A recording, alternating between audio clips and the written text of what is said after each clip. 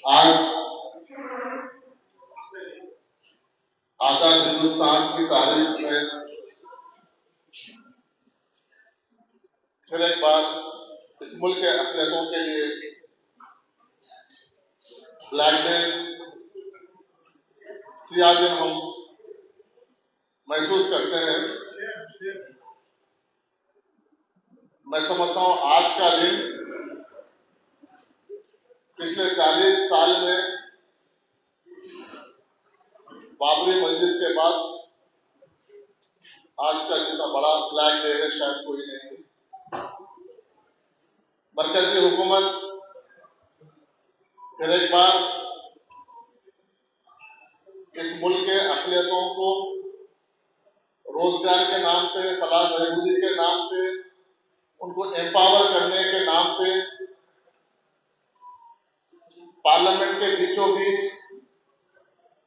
जिसे हम जमहूरियत की मंदिर मस्जिद मानते हैं, उस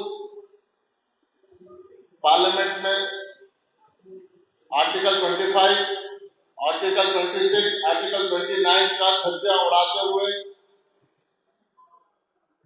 मुसलमानों की मईशत को कमजोर करने के लिए उनके फिर एक बार उनकी रीढ़ की हड्डी को तोड़ने का काम किया है। कल का जो वक्फ तरमीमी बिल पार्लियामेंट में मरकजी हुकूमत ने पेश किया है, उसकी हम पुरजोर हम मुखालिफत करते आए हैं, मुखालिफत कर रहे हैं, आगे भी हम मुखालिफत करेंगे। भले ही हमारे ताकत ऐवानों में नहीं होगी, लेकिन इस मुल्क का दस्तूर, इस मुल्क का आइन, पार्लियामेंट जमहूरियत, पार्लियामानी जमहूरियत हमको ये हुकूक दी है कि हम हर तरीके से इसका एहतजाज और इसके मुखालिफत कर सकते हैं, करे हैं, करेंगे। यकीनन आपकी ताकत ऐवानों में होगी, लेकिन हमारी ताकत सड़कों पे है। वक्फ अमेंडमेंट बिल हो सकता है एक छोटी सी चीज दिख रही होगी, या फिर आपके लिए एक पॉलिटिकल खेल दिख रहा होगा, लेकिन ये मुसलमानों की सेंटिमेंट, इमोशन से जुड़ा हुआ मामला है।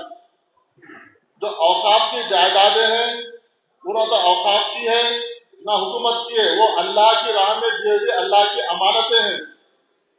यकीनन हम मानते हैं कुछ लोगों के जरिए वक्फ बोर्ड के जायदादों को नुकसान पहुंचाने की पिछले दौर में कोशिश की गई है, और जो नुकसान हुआ भी है, लेकिन उसको एग्जाम्पल बता के मरकज की हुकूमत जो वक्त में अमेंडमेंट जो जायदादों के ऊपर अपने जो इंडस्ट्रियलिस्ट घराने हैं उनको फायदा पहुंचाने के लिए, अपने माए बाप जो उनकी पशपनाई कर रहे हैं, उनको जायदादें जमीनें लूट कर देने के लिए जो अमेंडमेंट बिल लाया गया है, उसको हम पुरजोर मुखालिफत करते हैं और उसको हम सियाह दिन के तौर पर आज का दिन हम देखते हैं।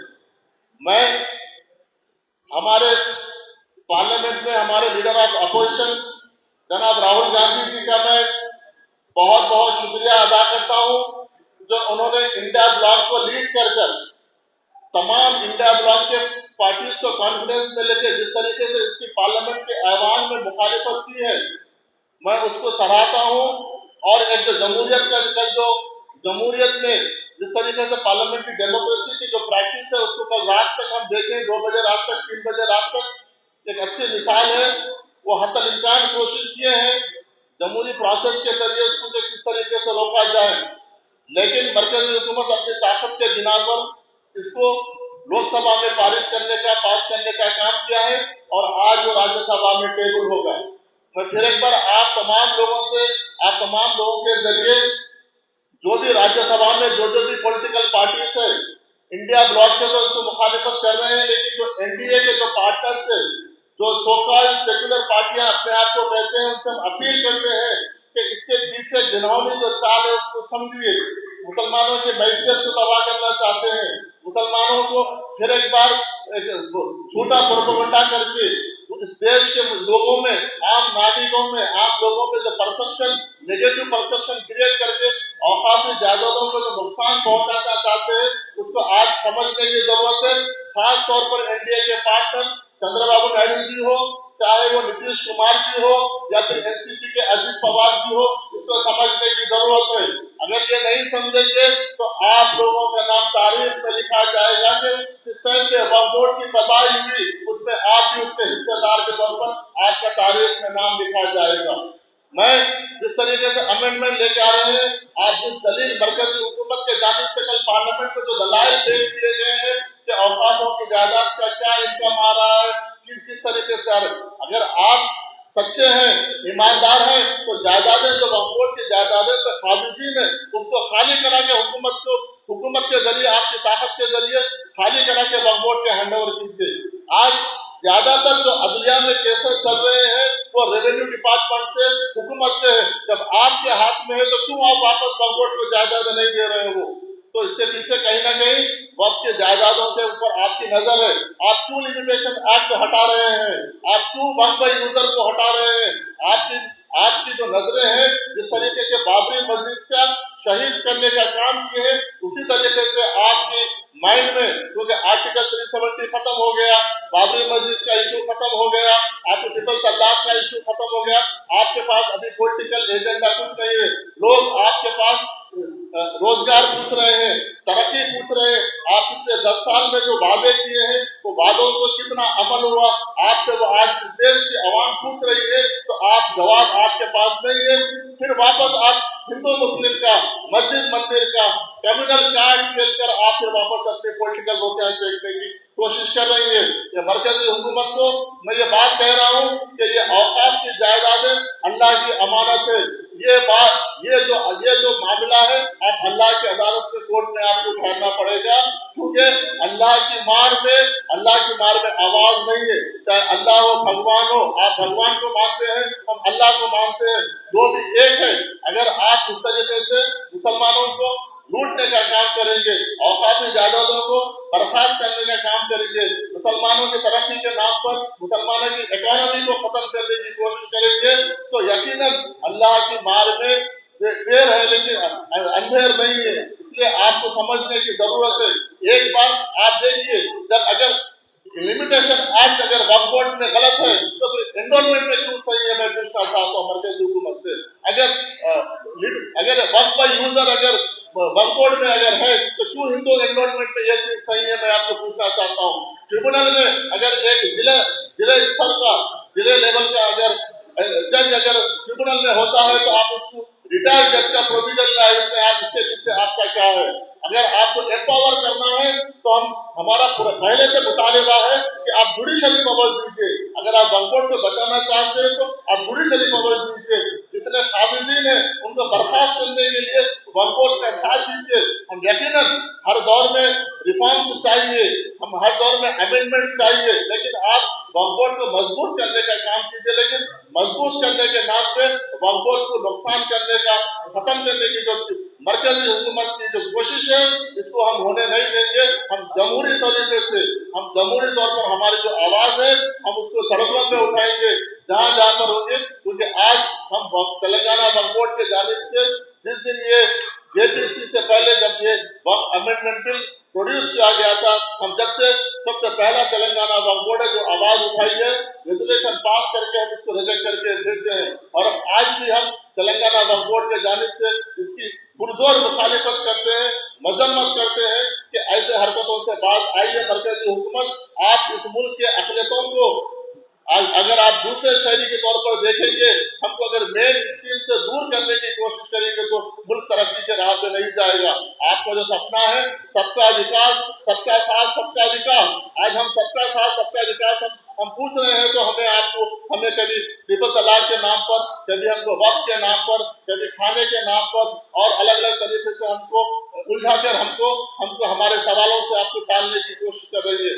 آپ جس طریقے سے وقف بورڈ کے امینڈمنٹ کے لے کے آپ جو اس دیش میں ایک ماحول بنائے ہیں، جو نیگیٹو پرسپشن کریٹ کی ہے، آپ اس کی کھلی مثال ہے۔ جب ٹرپل طلاق کی جب بات آئی تھی، اسی طریقے سے آپ لوگوں نے پروپیگنڈا کیا تھا کہ مسلمانوں کے خواتین کے ساتھ اس طریقے سے ہو رہا۔ میں آج مرکزی حکومت کو پوچھنا چاہتا ہوں کہ ٹرپل طلاق میں آپ جب بل لے کے آئے ہیں، قانون بنائے، اس کے بعد سے ایسے کتنے کیسز آپ کے سامنے آئے؟ بتائیے۔ یہ سب جھوٹ کا پروپیگنڈا ہے، आप अपने जो घराने, जो कारपोरेट घराने, उनको फायदा पहुंचाने के जो आपके पास जो कब्जा करके रखे हुए आप लोग हजारों एकड़ जमीन को बचाने के लिए लिमिटेशन एक्ट को खत्म करने की कोशिश कर रहे हैं। मैं ये पूछना चाहता हूं कि आपके मठों में, आपके मंदिरों में, आपके चर्च में किसी गैर मुसलमान को आप मेंबर बनाएंगे क्या? आपके बोर्ड में बताइए। तो वहां पर आप नहीं बना सकते हैं तो क्यों वक्फ बोर्ड में आप नॉन मुस्लिम्स को बोर्ड में मेंबर बनाने का प्रोविजन लेके आए?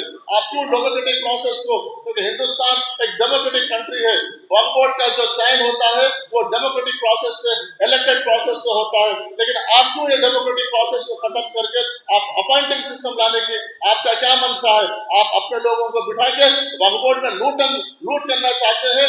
मैं आज इस बात को मैं तेलंगाना वक्फ बोर्ड के हैसियत से मैं आपके सामने ये बात रख रहा हूँ। यकीनन मैं मानता हूँ पिछले दौर में वक्फ बोर्ड में नुकसान हुआ है, लेकिन आज आप उसको सरकारी लूट बनाने के चक्कर में, सरकार, कलेक्टर आपका आदमी है, आप सरकारी तौर पर आप लूटने का काम करेंगे बिल के बाद। हम तो पहले छोटे छोटे लोग या कारपोरेट लोग या लैंड ग्रैबर्स लूटे होंगे, लेकिन अब वक्फ बिल पास होने के बाद सरकार वक्फ बोर्ड की जमीनों को लूटेगी। इसकी हम पुरजोर मजम्मत करते हैं।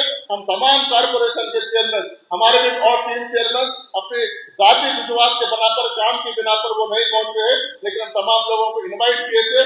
हम सब लोग एकजुट होके इस बिल की हम जो पार्लियामेंट में, लोकसभा में पास हुआ है, हम इसकी मजम्मत करते हैं, मुखालिफत करते हैं और तमाम पॉलिटिकल पार्टी से हम रिक्वेस्ट, अपील करते हैं कि अभी भी है, आप राज्यसभा में इसको रोकने का काम कीजिए। तारीख आपको सराहना करेगी। अगर जो इसके मुखालिफत में वोट डालेंगे, तारीख के स्याह पन्नों में आपका नाम लिखा जाएगा। खास तौर पर नीतीश कुमार, चंद्रबाबू नायडू जी, अगर आप वापस आएंगे तो अक़लियतों के पास आप जवाब दे नहीं रहेंगे।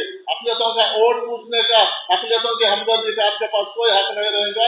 इसलिए मैं आपको फिर एक बार आगाह करता हूं कि आप अभी भी समझ जाइए, आप अपनी पॉलिटिकल रोटियों के लिए, चंद सेंट्रल गवर्नमेंट के फंड के लिए आप इस मुल्क के, आपके पास 10% अक़लियत है आंध्र प्रदेश में, उनको उनका आप कुर्बानी देने का काम कर रहे हैं, बहुत गलत कर रहे हैं। इसलिए फिर एक बार मैं तमाम अपोजिशन पार्टी का मैं शुक्रिया अदा करता हूं जो एकजुट होकर कल इस बिल के मुखालिफत में खड़े हैं, और मैं हमारे तेलंगाना के चीफ मिनिस्टर रेवंत रेड्डी साहब का भी शुक्रिया अदा करता हूं कि हर वक्त इस बिल की मुखालिफत की है और हर वक्त हमको ये बताए कि आप इसकी वक्फ बोर्ड के जानिब से, आप कहीं पर भी जो भी इसकी मुखालिफत में आप लोग खड़े होंगे, हुकूमत के जानिब से सीएम के नाते मैं और डिप्टी सीएम साहब हम लोग आपके साथ खड़े हैं। वक्फ बोर्ड का जो भी आप फैसला रहेगा हम आपके साथ खड़े हैं। इसलिए तेलंगाना का वक्फ बोर्ड फिर एक बार इसको पुरजोर मजम्मत करता है। तमाम चेयरमैन और एमएलसी साहब के साथ हम इसकी मुखालिफत और इसकी हम मजम्मत करते हैं। बहुत बहुत शुक्रिया।